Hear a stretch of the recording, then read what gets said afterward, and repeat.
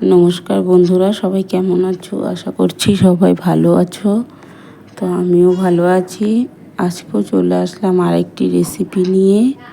তো বন্ধুরা, ভিডিওটি কেউ স্কিপ করে দেখো না, সম্পূর্ণ ভিডিওটি দেখো।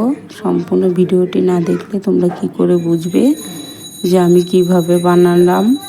সবাই বানাও, জানি সবাই পারো, তা আমিও কিভাবে বানাই সেটাই তোমাদের কাছে তুলে ধরছি। তো আজকে বানাবো ইলিশ মাছের সর্ষে দিয়ে ভাপা। তো আমি ভাপাটা কিভাবে বানাই সেটা দেখাচ্ছি তোমাদেরকে। তো এই তো দেখো, এই যে মাছগুলো, তো এই যে মাছগুলো এরকম করে নিয়েছি, সাজিয়ে ব্যাগের থেকে ঢেলে রেখেছি। এখন আমি মাছটা ধুয়ে নেব,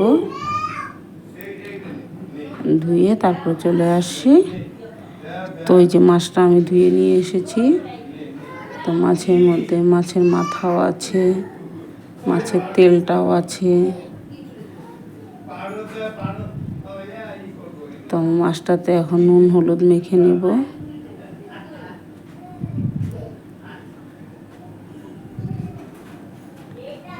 তো এখানে দুটো মাছ ছিল, তো আর একটা মাছের মাথা আমাদের এখান থেকে বিড়াল নিয়ে গেছে, তো সেই জন্য একটাই মাথা রেখেছি। তো এই যে এখানে দেখো কাঁচা লঙ্কা নিয়ে নিয়েছি শিলে বাটার জন্য। তো এই যে কাঁচা লঙ্কাটা আমি বেটে নিচ্ছি।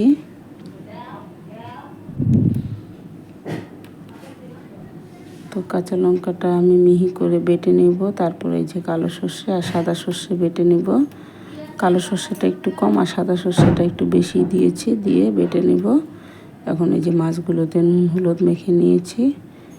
এখন দুটো মাছের পিস ভেজে নেব আর মাছের তেলটা ভেজে তুলে রাখবো।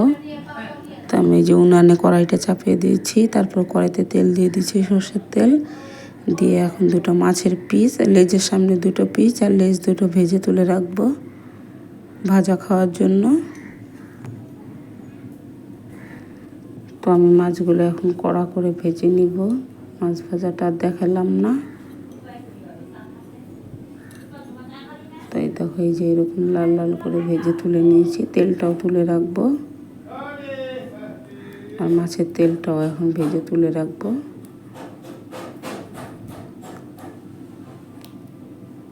তেল সহই তুলে রাখবো। তো যে এদিকে আমি সর্ষেটা বেটে নিয়েছি, সর্ষে আর কাঁচা লঙ্কাটা বেটে নিয়েছি, ওটার মধ্যে একটু হলুদ দিয়ে দিব আর এই যে পাটা ধোয়া জলটা দিয়ে দিয়েছি।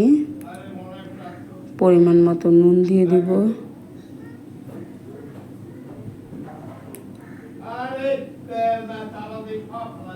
এক চামচের মতো চিনি দিয়ে দিয়েছি আর পরিমাণ মতো হলুদ দিয়ে মশলাটা সর্ষের তেল দিয়ে মেখে নিব।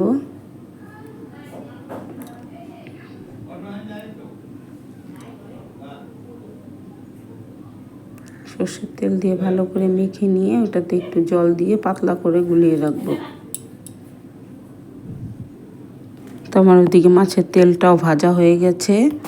এদিকে আমি কড়াইটা পরিষ্কার করে আবার গ্যাসে বসিয়ে দিয়েছি। এখন কড়াইতে সর্ষের তেল দিয়ে দিলাম, দিয়ে সামান্য কালো জিরা ফোড়ন দিলাম, দিয়ে এখন ওই যে একটু ফোড়নের গন্ধ বেরোলে নুন হলুদ মেখে রাখা মাছগুলো উপর থেকে দিয়ে দিব।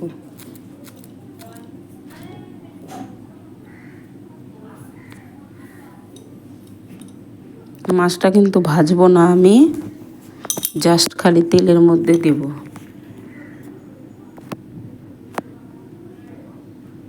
তো এই তো মাছগুলো দিয়ে দিলাম। এখন উপর থেকে এই যে সর্ষে বাটাটা দিয়ে দিব, দিয়ে পরিমাণ মতো ঝোলের জন্য জল দিয়ে দিব, যেন মাছটা সেদ্ধ হয় আবার মাখা মাখাও হয়।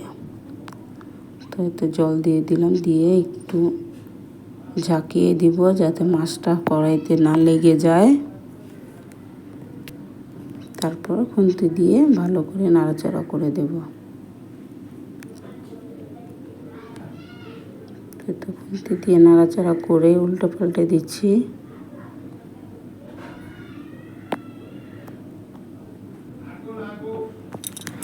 এই দেখো বন্ধুরা, মাছটা ফুটতে শুরু করেছে। এখন আমি একটু ঢেকে দেব। ঢেকে এই যে 5-7 মিনিট পর উঠিয়েছি, উঠিয়ে কয়েকটা চেরা কাঁচা লঙ্কা দিয়ে দেব। তো আমরা একটু ঝাল পছন্দ করি, সেজন্য একটু লঙ্কাটা একটু বেশি দিয়েছি। তোমরা চাইলে এর থেকে একটু কমও দিতে পারো। তো আমি এই যে লঙ্কাটা দিয়ে এখন এই যে মাছটা একদিক হয়েছে, তো আমি মাছটা একটু উল্টে দিই। উল্টে আমি আবার মাছটাকে আমি উল্টে পাল্টে নিয়েছি। মাছটাকে আমি আবার ঢেকে দিব, যেন এটা সর্ষের ঝাঁঝ, তারপরে তেলের মাছের একটা গন্ধ সেটা যেন বেরিয়ে না যায়, সেই জন্য আমি আবার ঢেকে দিয়েছি। তো আমি আবার ঢাকনাটা 5-7 মিনিট পর উঠিয়ে এখন একটু উপর থেকে কাঁচা সর্ষের তেল দিয়ে তারপরে আমি আবার ঢেকে গ্যাসটা বন্ধ করে দিব। আমার মাছটা রান্না হয়েই গেছে। এই দেখো আমি মাছটা নামিয়ে নিয়েছি। তো বন্ধুরা, ভিডিওটি যদি ভালো লাগে তাহলে অবশ্যই একটি লাইক করো আর কমেন্ট করে জানিও কেমন হয়েছে রেসিপিটা। আর যদি ভালো লাগে তাহলে বন্ধুবান্ধবদের কাছে শেয়ার করে দিও। তো আমার নতুন বন্ধুদের স্বাগত জানাচ্ছি আর অনুরোধ করছি যেন চ্যানেলটি সাবস্ক্রাইব করে আমার পাশে থাকে আর পাশে থাকা বেল আইকনটি অন করে দিও, যাতে আমার ভিডিও ছাড়ার সঙ্গে সঙ্গেই নোটিফিকেশন পৌঁছে যায়। আর আমার পুরনো বন্ধুদের অসংখ্য ধন্যবাদ আমার পাশে এভাবে থাকার জন্য। অসংখ্য ধন্যবাদ। এভাবেই পাশে থেকো আর ভিডিওটি সবাই ফুল ওয়াচ করে দিও। বন্ধুরা, এতক্ষণ ভিডিওটি দেখার জন্য অসংখ্য ধন্যবাদ। এভাবে পাশে থেকো সবাই। তো চলে আসবো পরবর্তী ভিডিও নিয়ে। তো তোমরা সবাই ভালো থেকো, সুস্থ থেকো। ধন্যবাদ।